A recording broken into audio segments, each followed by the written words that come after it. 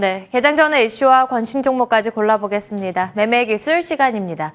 매일 이 시간에는 주식명가 MTNW 단야씀 그리고 박진섭 어드바이저와 함께하고 있는데요. 먼저 시장의 한마디 열어보겠습니다.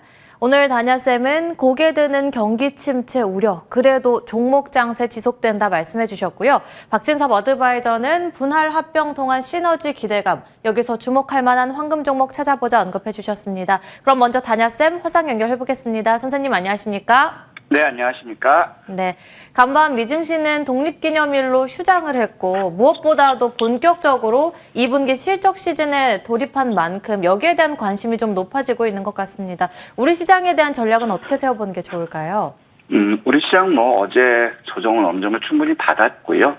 제한적인 어떤 박스권 등락에서 종목 장세가 전개될 건 같은데, 미국이 오늘 이제 독립기념 그것 때문에 휴장을 했거든요. 하지만 요거 휴장하면서도 관련 기사들이 나온 거 보면 고용 지표가 왜곡됐다, 일자리 증가가 과대 집계됐다 이런 것들이 많이 나왔고, 두 번째로는 장단기 금리 국채금리 역전이 심화되고 있는데, 이거는 지금 제조업들의 경기 상황이 굉장히 악화되고 있다. 경기 침체가 지속되고 있는데 시장은 지금 유동성 과열에 있다. 이런 보고서들이 나왔거든요. 그래서 미국 시장 역시도 이제 전고점을 돌파해서 신고가를 가기 위해서는 추가 상승이 필요한 모멘텀이 필요한데, 지금 상황에서는 그 모멘텀이 이제 기업 실적이라든가 향후 성장성 이런 것들에 맞춰서 주가가 올라왔다라는 거죠. 그래서 이런 것들을 보면 숨고르기가 나올 수 있지 않을까. 그래도 종목 장세와 수익률 장세가 지속된다라는 건데, 자, 그 근거로는 지금 주식형 수익증권이 가장 최고치로 자금이 유입되고 있다라는 거예요. 즉 기관 입장에서는 펀드 수익률을 맞추기 위해서 업종 대표 대형주죠. 이런 쪽보다는 옐로칩 맥락에서 수익을 추구하는 그런 것들이 많이 나올 것이기 때문에 종목 장세 지속될 것이기 때문에 지수 하락에 대해서는 크게 염려할 건 없다, 이렇게 말씀드리고 싶고, 자, 일본 같은 경우는 이제 엔저의 버핏의 매수, 그다음에 정부에서 반도체와 배터리 집중 육성 그런 것들 때문에 이제 33년 만에 사상 최고가를 경신했는데, 이제는 그 신고가를 지속할 만한 지금 모멘텀이 지금 나오지 않고 있다라는 거예요. 일단 그러면서 차익 실현이 나오고 있는 그런 상황이기 때문에, 자, 일본 역시도 혼주 양상을 보여주는 그런 상황을 봤다라는 것이고요. 그다음에 중국 같은 경우를 본다면, 앨런이 이제 방문할 것이다라는 그런 기대감과 이로 인해서 미중 관계가 갈등 관계가 해소되지 않을까, 이런 기대감, 그다음에 정부에서 지속적으로 경기 부양을 나서고 있다라는 것이 단기적으로는 이제 큰 주가 상승에 모멘텀이 되는 그런 모습이지만, 최근 들어서의 주가 상승 형태를 본다면 지금 미국이 클라우드 접근 서비스를 제한한다, 이런 것들이 나왔고, 또 반대로 중국 입장에서는 마그네슘이나 갈륨이라든가, 자, 이런 히토류에 대한 수출 규제가 나서고 있다라는 거죠. 그러면 이런 부분들이 해소가 되지 않는다면 결국에 다시 한번 시장은 진통을 겪을 수 있지 않을까, 이렇게 생각되고 있고요.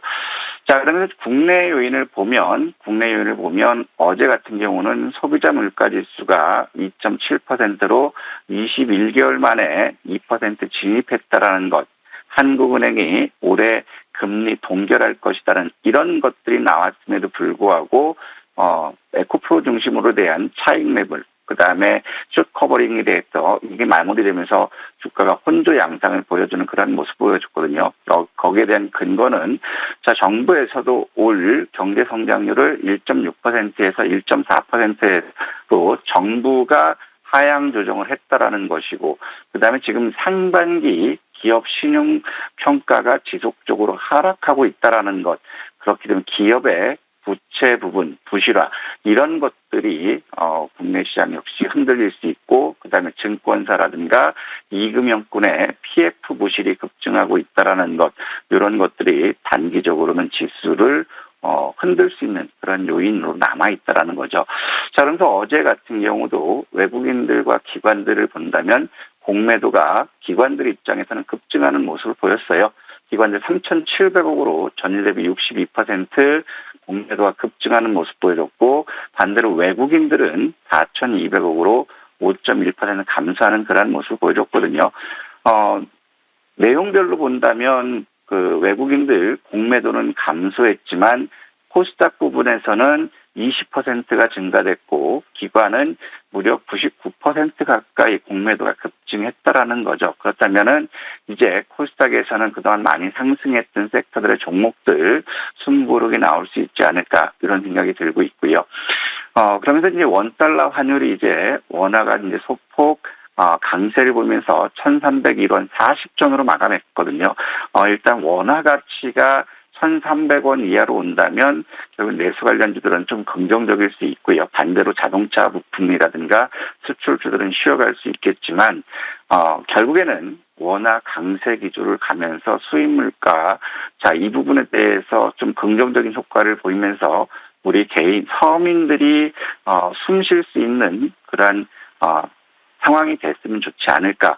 결국에 원화 약세를 용인해서 MB 정부의 낙수 정책을 따라간다면 결국 이런 부분들은 서민 주머니를 털어서 기업들의 곳간을 채우는 그런 정책, 나쁜 정책의 선례로 나왔기 때문에 이왕이면 수입 물가를 좀 더 떨어뜨릴 수 있는 원화 강세 쪽으로 방향을 유지하는 것이 좋지 않을까 이렇게 판단되고 있고요.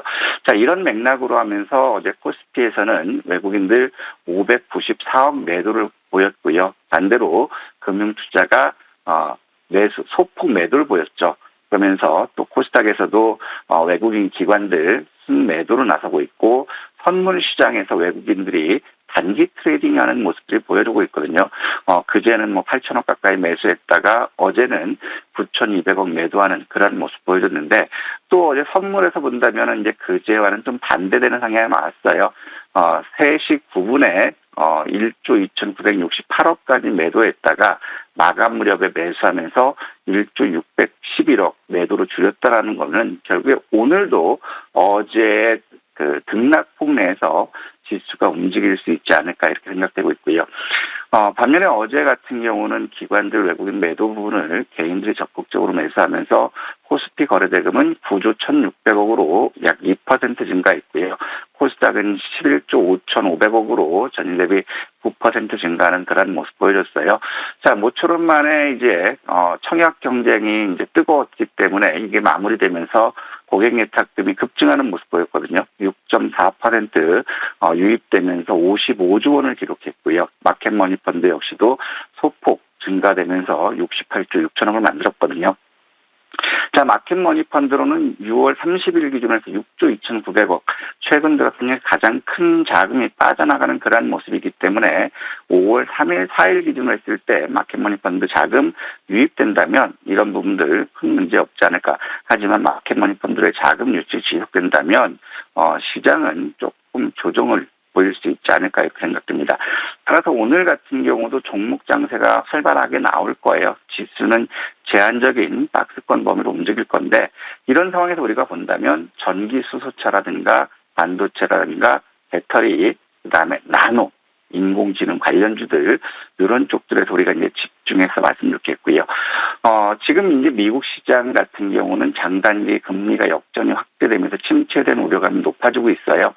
미국이 7월달 금리를 올렸을 때 한국은행은 이제 금리 인상은 없다라는 올해 금리 인상은 없다라는 제스처를 취했기 때문에 한미 금리 역전차에 따른 원화 약세 부분 어떻게 커버할 건지에 대한 정책적인 것들이 나온다면 문제 없을 것 같고 그다음에 인플레이션 압력이 둔화가 굉장히 둔화되고 있죠. 그렇다면은 미국 역시도 이제 금리는 1회 쪽으로 마무리되지 않을까 이런 생각이 들고 있고요. 그래서 지금 상황에서는 이제 자동차라든가 반도체 업황 개선들이 기대가 나오고 있고 배터리 업황은 현상 유지되는 그런 쪽으로 나오고 있다면 결국에는 시장은 순환매 역시 나올 수 있다라는 것입니다. 그래서 오늘 옵션 만기일까지 지수가 1% 이상 변동을 본다면 겁내지 마시고 똑같이 실적주들 저가 매수하자. 그리고 이슈 섹터에서는 적극적으로 수익 추구 전략 맞자 이런 말씀드리고 싶고요. 오늘 준비된 행사를 보면은 나노코리아 2023이 있습니다. 이 행사는 이제 국제적인 행사이기 때문에 오늘부터는 이제 나노 관련주들이 시장에서 부각받지 않을까 싶고, 아시아 비즈니스 서밋이 있어요. 여기서는 신재생 에너지라든가 인공지능이라든가 이런 섹터들이 주제로 있기 때문에 관련해서 말씀드렸겠고, 국제 스마트 센서 산업전이 있기 때문에 센서 관련주들, 그다음에 디지털 기술, 범죄 예방 기술 시연이 있기 때문에 지금 CCTV라든가 안면 인식 관련주들 이런 쪽들로 우리가 오늘 관심 있게 말씀드리겠습니다. 네, 그럼 바로 종목 보도록 하겠습니다. TFE의 경우에는 상한가에 육박하는 급등 흐름이 나와서 어제도 점검 도와주셨는데 또다시 상한가에 육박하는 흐름 나왔습니다. 그래서 52주 신고가 경신이 나왔고요. 두 번째로 아진산업은 사흘째 열심히 올라와서 1, 2주 만에 수익률은 25%대 챙겨가고 있고요. 마지막으로 일진전기는 폭염을 앞두고 어제 두 자릿대 급등세를 나타냈습니다. 세 종목 점검 받아보겠습니다. 제가 TFE는 우리가 목표가 19,000을 받기 때문에 일단은 이거는 매도 쪽으로 말씀드리겠어요. 하지만 이쪽에 이제 그 소켓 시장의 신규 수주 이런 모멘텀이 있기 때문에 일단 반등을 보면 매도하고 14,700원에서 15,000원 부근에 다시 바닥권을 본다면 거기서 매수하자. 반등시 매도하고 14,700원, 15,000원 여기서 매수해서 다시 신고가 도전하는 전략이 나을 것 같고요. 아진산업 같은 경우도 이제 자동차 섹터들의 실적 개선이 기대된다고 했고요. 어제부터 목표가 제시했던 게 7,400원이었는데 7,400원을 지켜줬거든요. 아진산업 역시도 추가적으로 상승 모멘텀은 있지만 제일 중요한 건 환율이에요.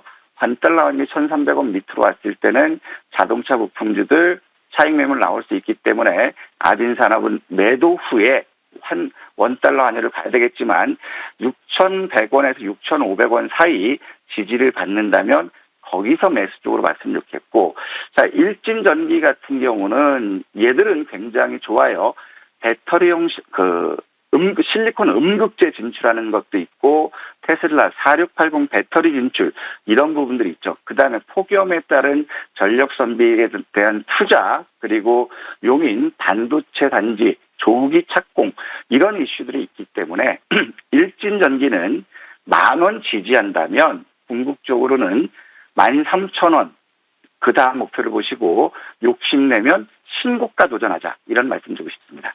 네, TFE와 아진산업의 경우에는 수익을 내고 저점에서 다시 잡아보고 지금 조금 전에 일진전기의 경우에는 10,000원 지지를 보고 목표주가 13,000원 혹은 신고가까지도 내다보도록 하겠습니다. 그럼 마지막으로 오늘의 공략주 받아볼게요. 어떤 종목일까요?